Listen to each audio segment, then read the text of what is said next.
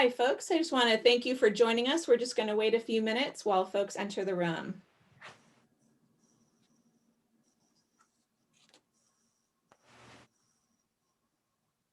And Jonathan, are you advancing the slides here, or Larissa, are you doing that? I am advancing the slides, so just let me know if if you're speaking and you're ready for me to go ahead.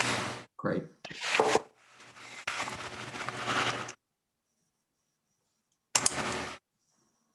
Okay, so we'll go ahead with the introductions. So it's my great pleasure to introduce both Jonathan Gilligan and Michael Vandenbergh, who are both here at Vanderbilt University. Jonathan Gilligan is an associate professor in Earth and Environmental Sciences at Vanderbilt with a secondary appointment in the Department of Civil and Environmental Engineering. He is also affiliated with the Vanderbilt Institute for Energy and the Environment, the Vanderbilt Climate Change Research Network, and the Vanderbilt Initiative for Smart Cities Operations Research, and is the director of Vanderbilt's Interdisciplinary Grand Challenge Initiative on Climate and Society. He has an extraordinarily rich and diverse background, including working as a high school teacher in Boston, Massachusetts, prior to getting his PhD in physics from Yale University, postdocs for NOAA and the National Research Council, and has published over 95 scholarly articles and book chapters in areas ranging from physics to climate change, also holding 2 patents. Today, he is best known for his work on climate change, public policy, and behavioral change.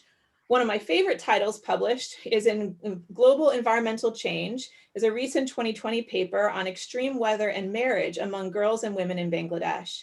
Gilligan is truly an interdisciplinary scholar and co-wrote with our second speaker, Michael Vandenbergh, Beyond Politics, the Private Governance Response to Climate Change, published by Cambridge University Press in 2017. That work earned both Gilligan and Vandenbergh a Chancellor's Research Award in 2018. Michael P. Vandenbergh is the David Daniels Allen Distinguished Chair in Law, Director of the Climate Change Research Network, and Co-Director of Energy, Environment, and Land Use Program. His work is focused on environmental and energy law, exploring the relationship between formal legal regulation and informal social regulation of individual and corporate behavior. He also studies private environmental governance and the influence of social norms on firm behavior and the ways in which private contracting can enhance or undermine public governance. Before joining Vanderbilt's law faculty, Professor Vandenbergh completed his law degree at the University of Virginia, began his career as a law clerk for Judge Edwards R. Becker of the U.S. Court of Appeals, served as chief of staff at the EPA from 1993 to 1995, and was a partner at a national law firm in Washington, D.C. Currently, he is a fellow of the American College of Environmental Lawyers and a member of the Board on Environmental Change and Society of the National Academies of Sciences, including of Sciences, Engineering, and Medicine.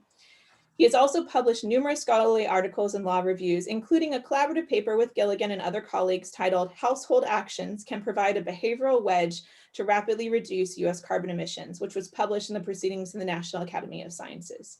So without further ado, we're very excited to have these 2 speakers. Thank you so much.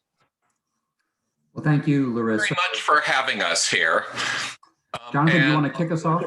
Okay, sure. I'll kick us off. So we're talking today about what we call private environmental governance, and specifically its role right here in the beginning of the Biden era. And what we find is, in thinking about climate change and climate policy, there are several conceptual barriers that really limit the way that people think about this and limit the array of responses we can take to the challenge of climate change.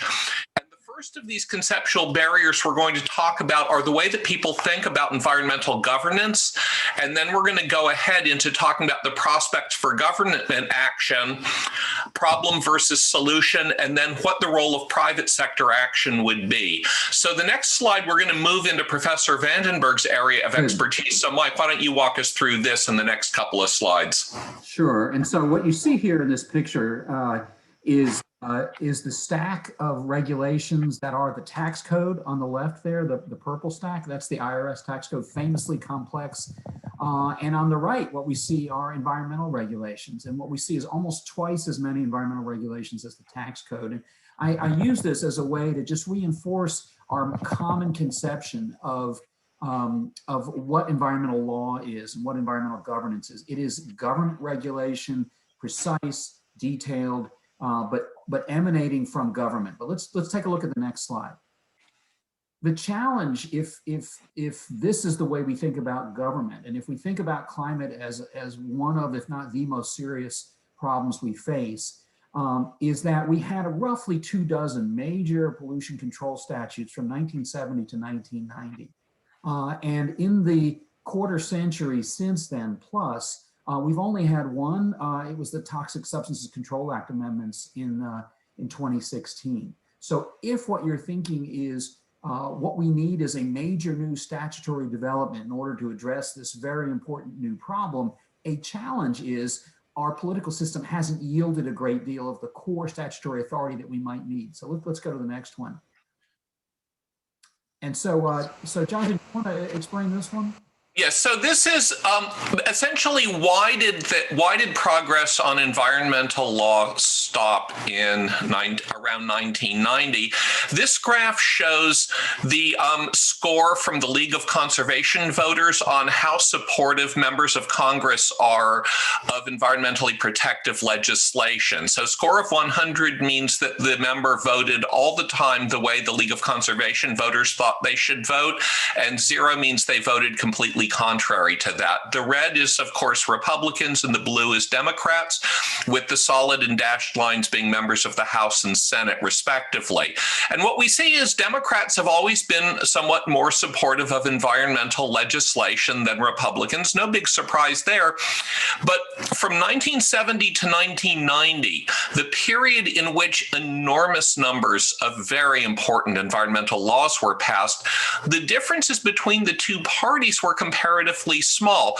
Yes, they had disagreements, but there was a lot of bipartisanship, and they weren't so sharply divided. Shortly after 1990, the parties really diverged, with the Democrats becoming much more active at voting for environmentally protective laws and the Republicans becoming much more opposed. And this big divide between Democrats and Republicans is really important. If you need 60 votes to bring a bill to a vote in the Senate.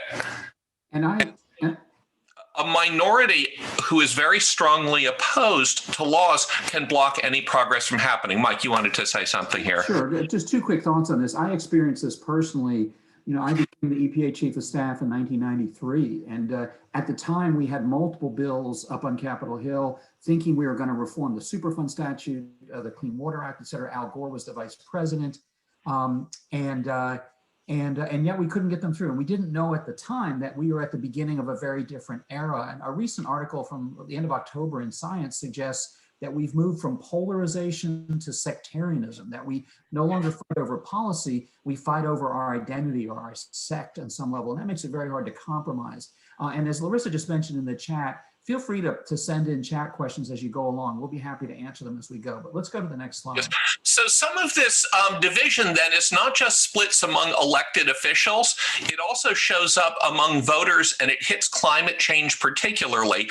So this is from a Pew study of partisan differences on different policy questions, where the red and the blue dots indicate where Democrats and Republicans fall on these different issues. And they found that climate change was the most divisive issue, had the biggest gap between Democratic and Republican voters. It's not listed on this graph, but separately, it's even greater polarization than there is on abortion. And then this is a citation to the paper that Mike was talking about moving into a sectarian view of things. So it becomes very difficult to get any kind of agreement across the parties, but we have a government in which bipartisan agreement is necessary to advance any legislation. And so, Mike, you want to take up the cities and states? Yes. So I want to do that, and I also want to make sure we don't lose the Biden slide as well. But let's talk about. So the question is, if the federal government requires a statutory authority in order to act, and we'll get into that more. Won't the cities and the states just fill that role? And therefore, the idea of public governance being the source of environmental governance, environmental law, is a valid concept. And what you see, though, is that although cities are doing a great deal, and Jonathan and I just helped advise the Mayor's Climate Advisory Committee here in Nashville, You see cities all over the country making enormous strides, but they don't have enough legal authority or enough of a footprint to actually solve the problem. Similarly, people tend to think about state action, but the states control the cities. And as among the governorships, 27 are from a party that has expressed skepticism about climate change, 23 from the other, and legislatures are even more strongly divided. And even today, I saw that legislation has been introduced in the Tennessee legislature that may restrict the extent to which private contracts can be entered into to buy renewable power in the state. So what you're seeing is state legislatures intervening to limit what cities are trying to do and trying to, in roughly 2/3 of the country, trying to prevent the decarbonization of the society. And that really matters, particularly here in the Southeast, where the Southeastern states, in terms of their carbon dioxide emissions, would be the 6th or 7th largest country in the world if we were a country. And none of the states in the Southeast, with the possible exception of North Carolina, are really doing a great deal. So Jonathan, we have dropped the Biden slide. And I'm not sure whether we just skipped over that. I can provide that content if we need. Let me take a quick look, because I'm just showing the slides that you sent me here. Oh, this is the problem. It was set to be hidden, so let me unhide that slide. Right. There's certainly no reason to hide what the Biden administration has done. Yes. Looks like let me fix that part of the presentation and then go back to it. While you're doing that, let me just say that I served on the presidential transition in 1992-93, and the transition that this administration had was so much better organized, so much more effective. They have truly hit the ground running. Whether you're for them or against them, we can talk about later in the chat. But okay, there we are with the Biden slide. So what do you have? And so the underlying theme of this presentation is the Biden administration essentially going to do enough? Is it going to displace the need for private climate governance, or do we still need more? And here what you see, if you all have followed it in the papers, the appointments have been very high level folks. I think there will be some tension between climate policy run out of the White House versus the agencies, but you've seen remarkable climate appointments throughout the administration. You've also seen something different from any administration I'm aware of, which is appointments in non-environmental agencies that support climate mitigation. The president has sent the letter necessary for 30 days later, the US to rejoin the Paris Agreement. And Kerry has suggested that they are re-engaging to put together a nationally determined contribution for the next 5-year increment that will set the US target for what we'll try to reduce when the parties meet in Glasgow to keep the Paris Agreement process running. They've also done a remarkable job hitting the ground with executive orders. There have been 2 rounds of executive orders so far. One of them revoked roughly 10 of the Trump executive orders, all of which were promoting fossil fuels and discouraging efforts to try to reduce CO2 emissions. The president has set a goal of carbon-free power sector by 2035 and a net zero economy by 2050, and has sent a more generic description to all the agency leaders to immediately commence work to confront the climate crisis. So there's an administration policy to try to deal with the climate problem. Over the next 30 days, the administration is going to establish a near-term cost on carbon, a social cost on carbon, which the Obama administration had done and the Trump administration had withdrawn. And then within a year, the administration will adopt a more finalized version of a social cost on carbon, which also then permeates all federal activities, because then we have to account for the social costs of carbon in federal decision-making. The administration just recently revoked the Keystone Pipeline permit. Again, we can talk more about that. A very stealth issue, but incredibly important, is the billions of dollars that the federal government spends every year on procurement. It buys all kinds of goods. And the administration is going to go back into including climate requirements in federal procurement, which then reverberates to the private sector as well, because if you've set your plants up to meet the federal requirements, you're going to sell the low carbon goods in the private marketplace in many cases as well.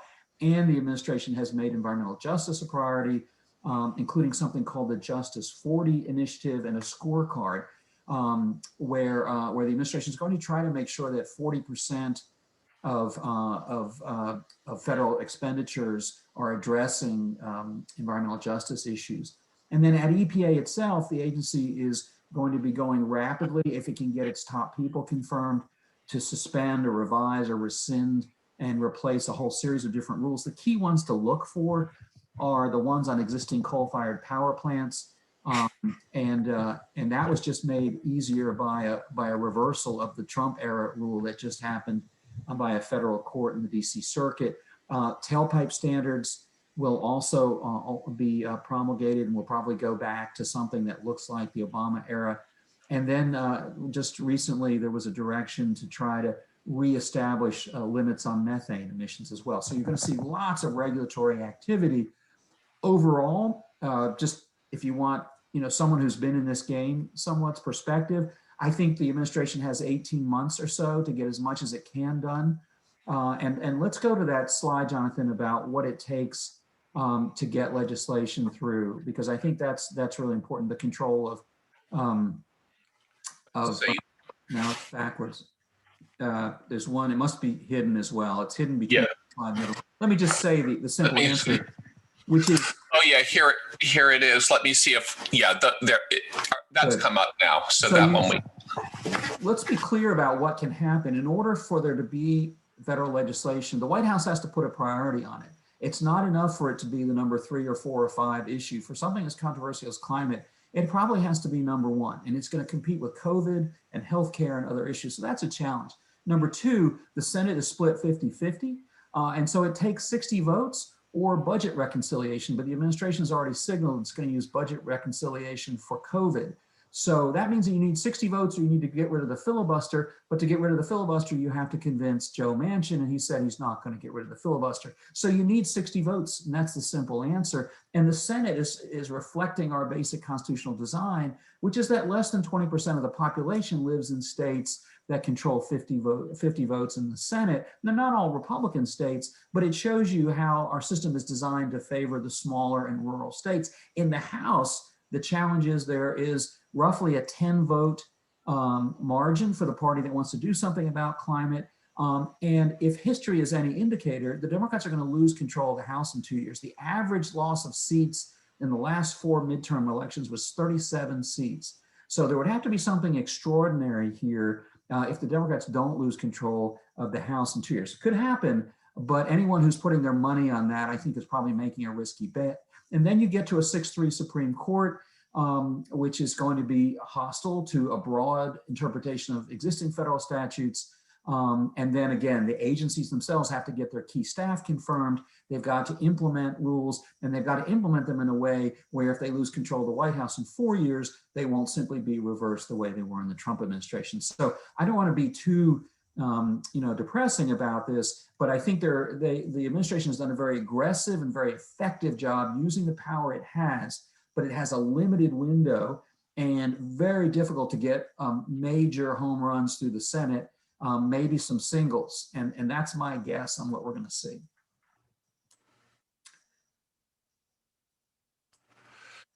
So the next step is we've talked about the problem with getting new legislation through government and the challenges for using existing legislative or the authority of existing laws to regulate. So now we're looking at a really important conceptual barrier to address this kind of gridlock in government action, which is how we think about the problem versus the solution.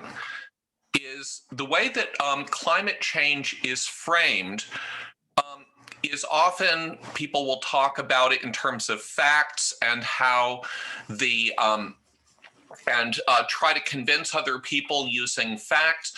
What we find is there's a lot of important psychology behind the way people perceive and respond to information about climate change and action on it. One of which is bounded rationality, that people have limited amount of energy to put into thinking about problems. And we have identity protective cognition. from a bunch of really good work by Dan Kahan and colleagues at Yale Law School around the way that people think about climate change in terms of their social and cultural identity, because positions on climate change have become such a readily identifiable indicator of one's cultural commitments. Adopting a stance towards climate change that deviates from the one that prevails among their closest associates could have devastating consequences. And we got it, Jonathan. We got a question in the chat about why is climate change more controversial than any other issue? And I think one answer, it spins from what you just talked about, which is this idea that it has become identified with a tribal identity on some level. It has become what liberals believe in the minds of conservatives. And I think there's been a very effective effort to frame issues in that way. We're going to get into that more deeply, but to answer that question in the chat, I think the Kahan work points us in the right direction. Yes, and I think another piece of that is there have been very, very well-funded political initiatives to try to make climate change controversial, to draw on these psychological principles to really build up and amplify the sense of controversy and division. So a lot of people follow what's called the information deficit model and assume that we could get better bipartisan agreement if everybody would just agree about the facts. So what we need to do is provide better information, better facts, and that doesn't actually work. Because the way people think often is people are prone to confirmation bias. We see this a lot in all sorts of areas when you look at the news and what people believe is true news versus fake news. People often focus on information that fits their existing beliefs and reject information that disagrees. So people will often cherry pick out of a stream of lots of information the particular information that supports their pre-existing beliefs. And people are also subject to motivated reasoning, where they really try to prove what they want to be true. So if we look at an empirical example of this, drawing on a simple scientific fact, a question of what thermometers read, are recent winters warmer than they were 20 years ago? This is from a paper in a meteorology journal, and this is looking at one particular location showing that winter temperatures have steadily risen since the beginning of the 20th century. If I were to apply an example in Nashville, I like to point out to people that before 1980, for many, many decades before 1980, on average in Nashville, it went below 0 Fahrenheit, an average of once per winter. The last time it went below 0 Fahrenheit was February 1996. So for 21 years, it's never gotten to the temperature that it used to hit, an average of once a year. But when you ask people this about this fact, are recent winters warmer than 20 years ago? The answer to that factual question depends a lot on their political party and who their social circle includes. So we see on the right that people who are more democratic and liberal tend to say yes. 65 to 80% say yes, recent winters are warmer. People over into the Republican Party and the Tea Party branch are much less likely. Fewer than half say that recent winters are warmer. But also the green line with the gentler slope versus the red line with the steeper slope, if people's friends are mostly of the same political orientation, that partisan effect is much stronger. Having friends who have different political views really moderates that partisan effect. You know, and there's another, why don't you do the next slide, and then let's answer Larissa's question in the chat, because I think it's a really good one. But let's do the next. Yes. So Mike, do you want to take this one? Sure. And I would just say, you know, again, as a lawyer, the lesson I abstract from the last slide is parallel to this one, which is your politics determines what you remember the temperature have been. And what this shows is that Republicans will tend to buy green labeled light bulbs less often if they have a green label on them. So in other words, it even affects your personal consumer behavior if the label triggers something in your identity. And the point Larissa made is one that I think is really good. And we sometimes, when we talk about this question we address this head on, but let's do it now. So she points out that Lizerowitz and Maybach, who are the ones at Yale and George Mason who did the Six Americas study, they suggest that when you total the disengaged, the doubtful, and the dismissive, you only get 25%, leaving 26% alarmed, 28% conserve, and 20% cautious. And the argument that Lizerowitz and Maybach have been making, Michael Mann has made this, Naomi Oreskes has made this, Naomi Klein has made this, and Jonathan and I may disagree, but I think they're taking the wrong strategy. What they're arguing is what this chat suggests, which is, hey, we're talking to the wrong folks. We don't need to worry about talking about moderates and conservatives. And I think given what we just walked you through on public governance, that's just wrong. That may be the way public relations people think about it, or social psychologists, or climate scientists. But from a political and legal perspective, we don't have the kind of design where 50 or 60% of the population can achieve policy change. We have to speak to moderates and conservatives. We don't have to convince the hardcore dismissive, but we cannot get climate policy without getting the cautious and the disengaged and maybe some of the doubtful. And so I think what we're going to show you as we go through here is that we have a novel way to think about how to reach that group, and they haven't been reached yet, in part because most of the people who do work on this, like the Yale study, come from a liberal perspective, and it makes it really hard to think about how we reach conservatives and moderates. But we have some answers on that, including some answers that are backed by empirical work. And so let's go to the next slide. Actually, I'd like to answer the other question that just appeared in the Q&A, which is about the role of corporate interests in promoting this identity politics and tribalization, because I think that's been documented very extensively, that there's been a very deliberate effort to drive that kind of polarization. But I think, and this is a part of what Mike and I are going to talk about private governance, is we're seeing a real sea change in a lot of corporate behavior, where companies that in the past have really supported that kind of thing are now finding themselves to be pariahs.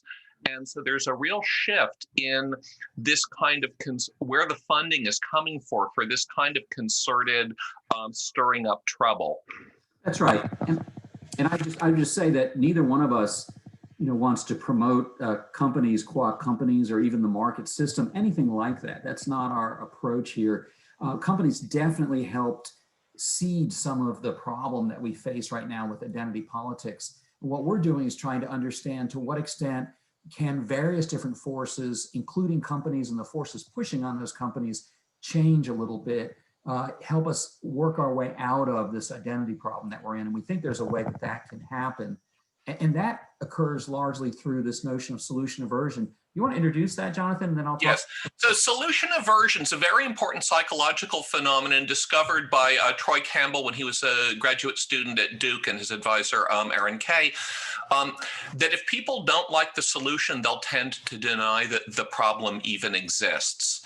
And so polling by a number of organizations, particularly Gallup shown here, shows that 67% of Americans said that big government is a greater threat to the future of the country than big business or big labor unions. Not surprisingly, 81% of Republicans felt that way, but even a small majority of Democrats fear big government. And so this is a big obstacle when you start talking about government regulation. So this is from Campbell and Kay's research. You tell Democrats and Republicans about climate change, and do they believe that human activity is the dominant cause of global warming? And but you prompt them before this. Half of the people get a prompt that says, and there are free market friendly solutions to climate change. And the other half are told, and dealing with this would require big government regulation. You see that the prompt doesn't affect Democrats. About 70% believe that human activities causing climate change, regardless of the prompt. But with Republicans, you more than double the number who agree with the climate science when you tell them that there are free market friendly solutions. and were asked in the Q&A about the role of carbon taxes on high-emitting businesses. I think we'll get to that later on, but essentially, it's interesting because that was something that was initially marketed by the Reagan administration and the H.W. Bush administration as free market friendly, but now it's been reframed as a socialist solution. So it's you get interesting politics around this. And then, Mike, maybe you'll pick up Jim Inhofe. Sure. So an example of how solution aversion has played out on the floor of the Senate is through Jim Inhofe, who famously, when a storm occurred, and he said, "Look, Al Gore tells us that there's climate change, but here's a snowball. So how can that have happened?" His quotation is here. I assumed, like everybody else, way back when everyone was talking about global warming and all that, I assumed that was probably right until I found out what it was going to cost. That is a classic, non-intentional expression of solution aversion. I believed it. Then I heard what the solution might be to it. Now I don't believe it anymore. Let's go to the next slide because we have a way to get there. So what you see is that there is support, strong support among Democrats for making global warming a high priority. And remember, you saw the deep structural design features of our democracy. They're not going to go away. You're not going to do away with the Electoral College in the next 20 years, maybe not in our lifetime. And so if we really care about climate, we can't assume away the structural design features of our democracy. And 83% of Democrats are all in on climate, but roughly half of independents. The support for doing something about climate has actually gone down among Republicans since we started working together in the mid-2000s on these issues. And let's go to the next slide. So we just published, go ahead and throw out the data on that. We just published a paper last month, actually, based on some research with our Climate Change Research Network. It was a health psychologist, Ken Walston, who unfortunately passed away this fall, Alex Mackey, a postdoc, Caitlin Ramey Toner, a former postdoc who's at Michigan now, and Ash Gillis, who's a social psychologist at Penn State. And what we tried to do is ask, what happens when conservatives and moderates hear about private sector action on climate change? And what we find is that they do support private sector action on climate change, not surprisingly, more so than government action. And that when they read about private sector action, it increases their support for emissions reductions overall. Does it crowd out support for government action? We don't find that it does. There are certain circumstances in which that can be a problem. In other words, that people can say, well, I'm not going to worry because the private sector is going to act. And we never say that. Private sector action is not an answer to the problem. It's a complement or a supplement. And when you frame the issues that way, we find that we don't crowd out support for government action. And let me say one quick thing about that carbon tax question that we got so we can keep this on an interactive level. We have looked at and talked about carbon taxes. We have a part of our book that talks about carbon taxes. It's called Beyond Politics, as you saw from that first slide. And one of the challenges, again, if you care about a carbon tax, and if you think that's the right answer at the federal level, look to what happened in Washington State. There, what happened is that folks on the right liked a revenue neutral carbon tax because the government didn't get more money, and therefore it kept a small government ideal. That's part of the solution aversion idea. People on the left, though, were worried about the inequities of higher energy prices on disadvantaged communities. And so they wanted to retain some of that revenue and use it to subsidize the energy costs of disadvantaged communities and subsidize new tech. But that then created a political divide over something that otherwise might have had widespread support. And 2 rounds of carbon taxes have failed in a state that is moving in the liberal direction like Washington State. I think that's an indication of how tricky it would be to get a realistic carbon tax, one that would really make a difference at the federal level. So I think in the interest of time, let's skip over the COVID parallels and dive into what we talk about when we're talking about private sector governance here. So Mike, why don't you take this? Sure. And so what we have done is we've developed this concept of private environmental governance. And historically, when we think in the environmental area, as we talked about at the beginning, when we ask, well, who can solve the problem? We say, well, what can government do? And we assume the actor is government. But what we're seeing across multiple different fields is that when government doesn't act, private organizations sometimes are motivated to step up.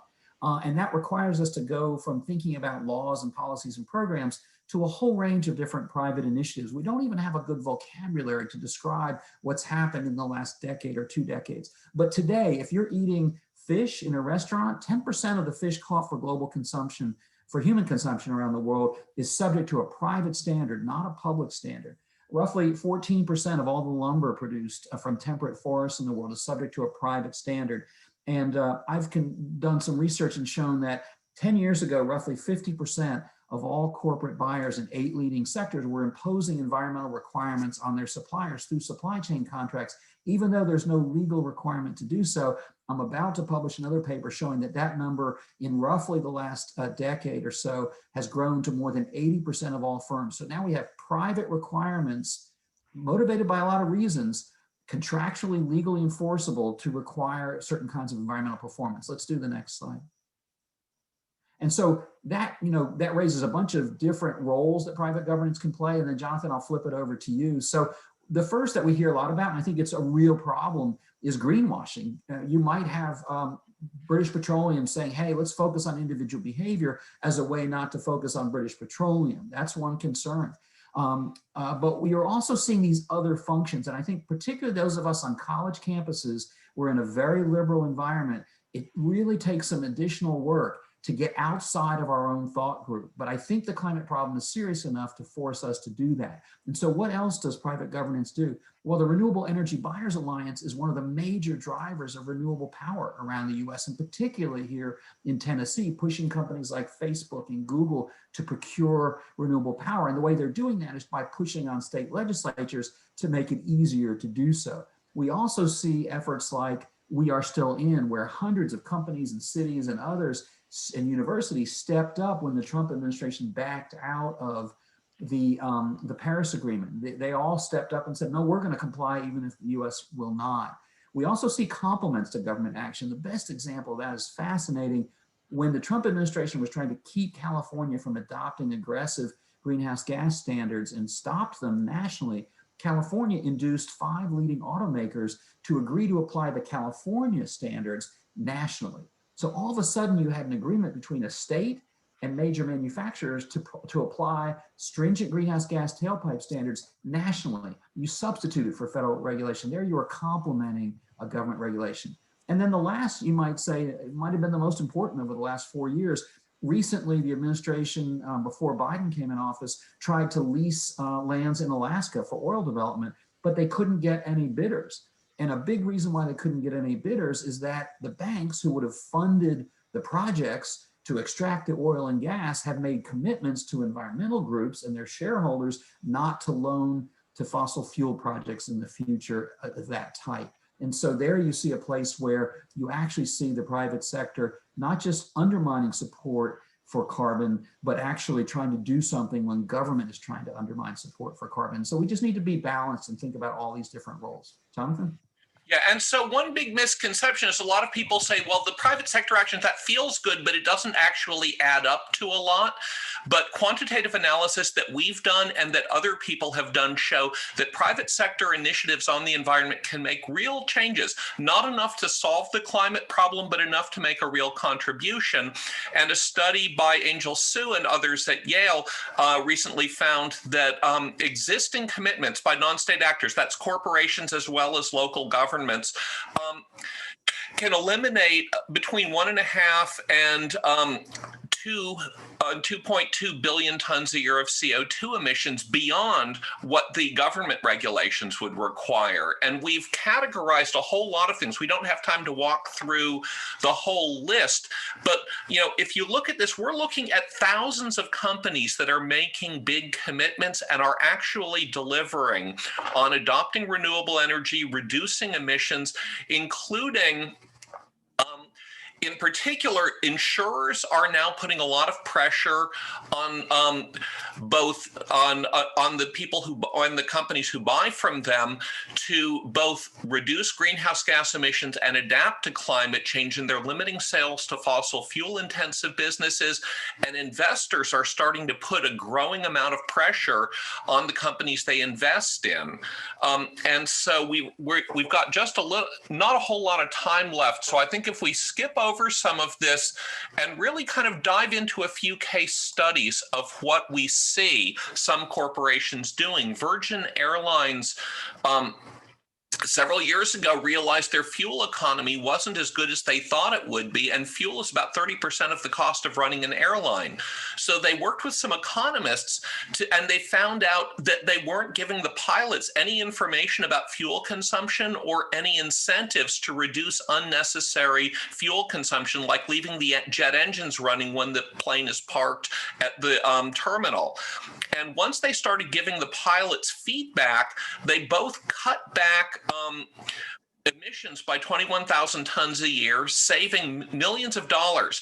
They were saving $250 per ton. That's profit they're making. This was a hugely profitable thing that reduced greenhouse gas emissions, and also importantly, it improved employee morale. The pilots loved the program and said, "We hope you'll keep this going."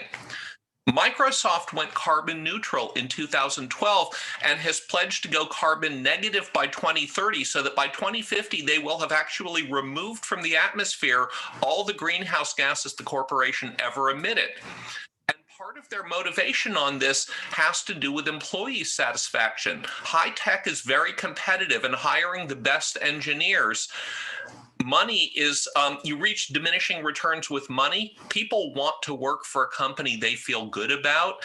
And so being environmentally responsible is really effective at recruiting and retaining the best people. Google similarly went carbon neutral in 2007. 3 years ago, they matched all their energy use with renewables.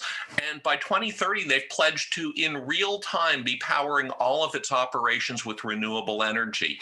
They're investing in 5 billion watts of renewable power, which they're going to use to help 500 cities around the world reduce carbon emissions by more than 1 billion tons per year. Well, that's fine. Microsoft and Google and Aversion are all liberal companies, but what about Walmart? Walmart, really politically conservative company from Arkansas, has pledged to cut 1 billion tons of greenhouse gas emissions from its supply chain by 2030. More than 1,000 of its suppliers have signed on to that, and the company's pledging to be completely carbon neutral by 2040.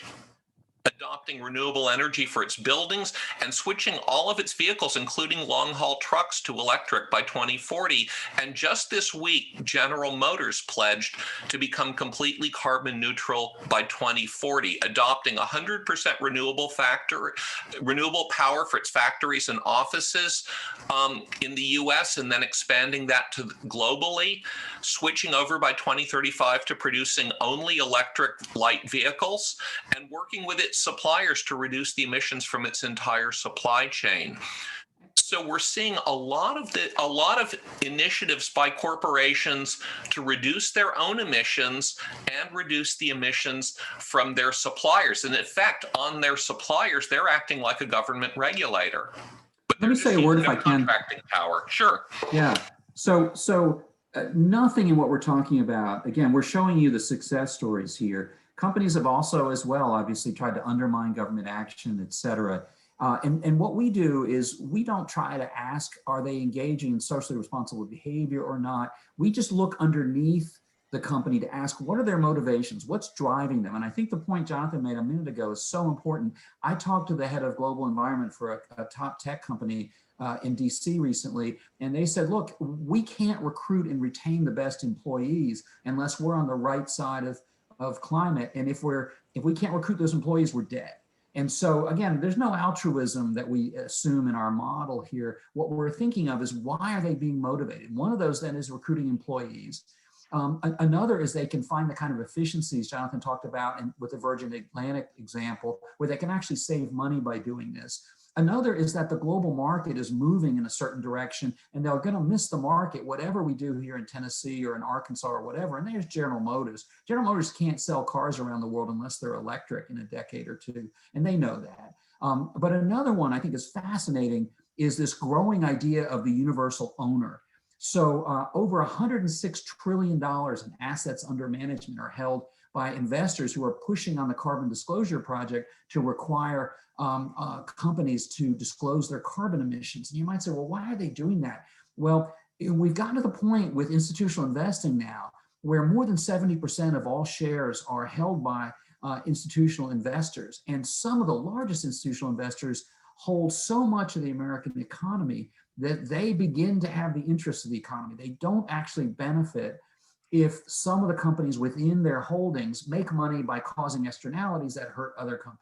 They often also are holding pension funds. So they have 10, 20, 30-year time horizons in some cases. Not perfect by any means, but you're beginning to see the development based on this notion of the universal owner of investors who actually have an incentive that can't be gerrymandered, that's not subject to political campaigning. It's an incentive to make sure the economy as a whole is functional. Again, it's not a perfect answer, but it's one of the reasons why investors, lenders, insurers, and others are then pushing on companies who turn around and use supply chain contracts to extend that influence through a network of contracts like Walmart is doing that extend around the world. And then what you've done is you've created a parallel system of governance on some level that's hopefully in many cases complementing the actions at the international, national, and local level.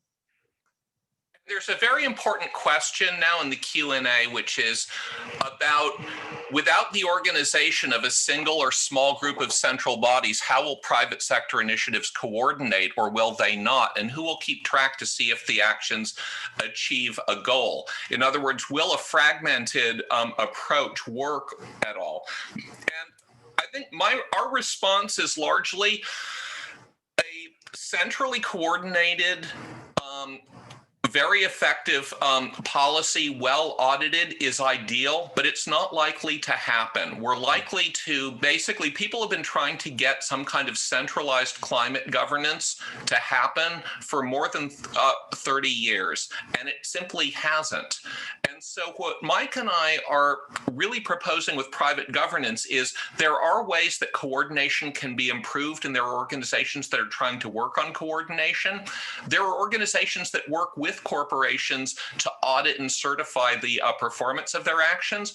But I think we're likely to see that private governance will largely be fragmented, and that, yes, it would be nice to have a very centrally coordinated policy that's really comprehensive.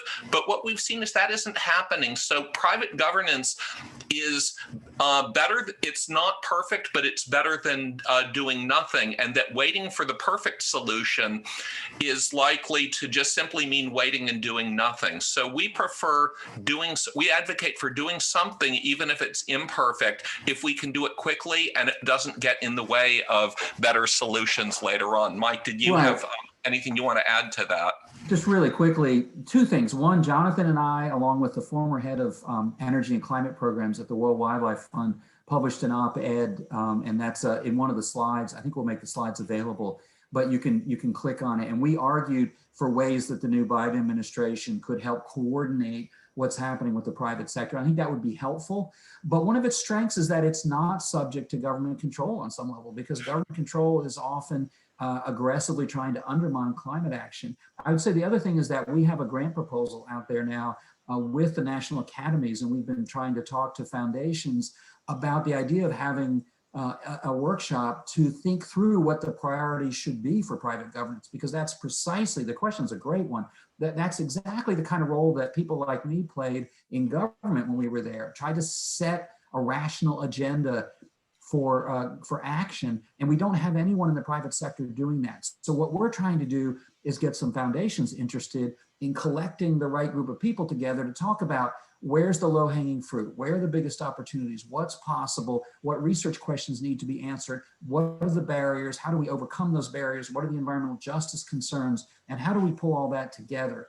And so, one of the challenges we have is that foundations are not there yet conceptually on the idea that we need to have coordination and identification of the highest priority opportunities when it comes to private climate governance. So if anybody here, in this program is familiar with foundations that are that forward thinking, we would love to talk to them, because we're trying to make that happen. And we may do an event at Vanderbilt this year sometime that tries to get that done with Angel Sue and Jonathan and some others.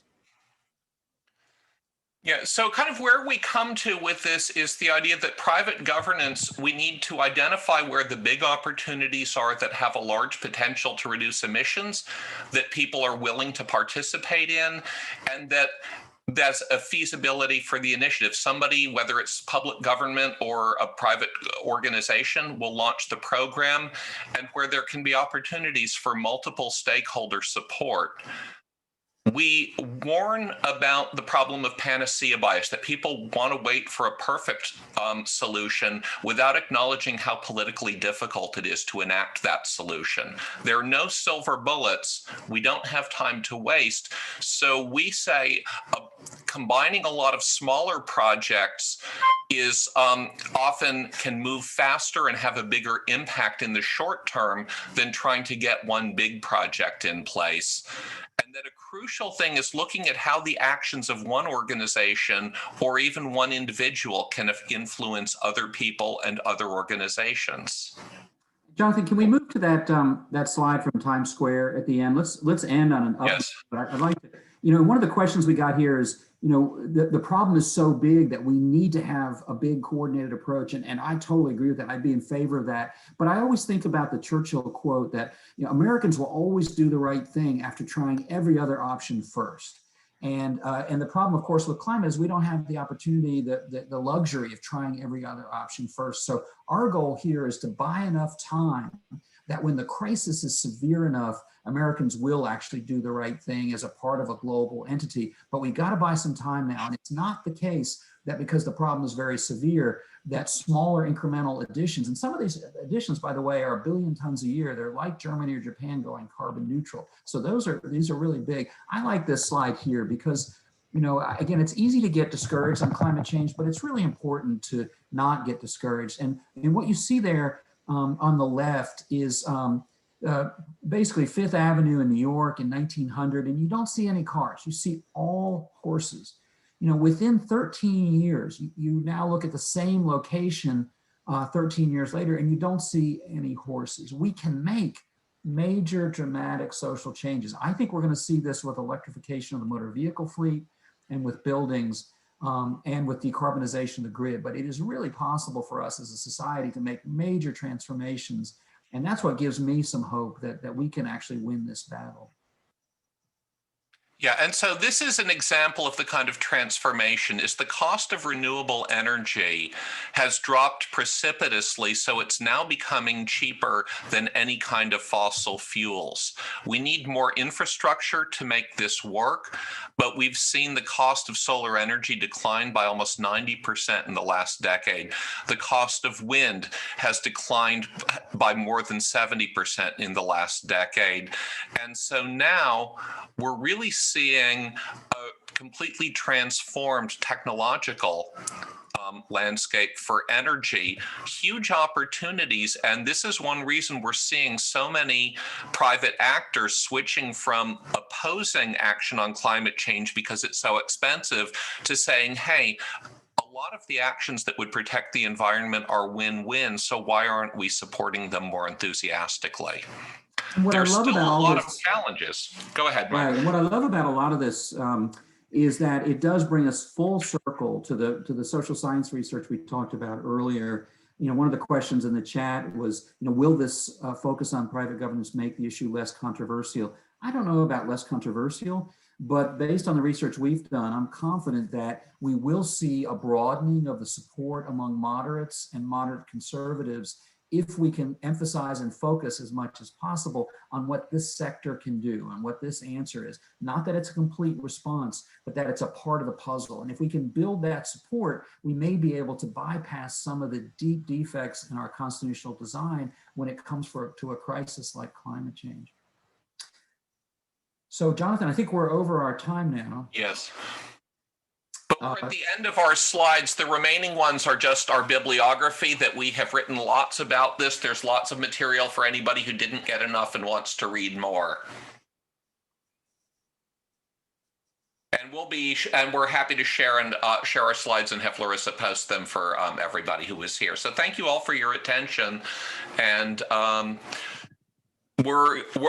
be at the reception in about 10 minutes, and so y'all can follow up and ask questions then. I'm also happy to hang out if anyone is wants to ask any questions now.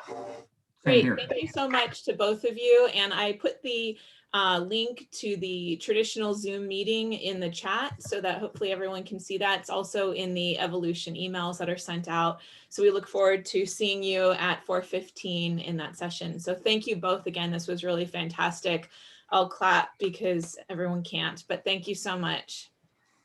Thank you for the opportunity, and do not hesitate to contact us. We're always happy to provide sources and so forth. Great, thanks so much. So I stopped recording, but I'll just want to say thank you so much. Do you have the links here for the reception? I think so. Let me just make Yes.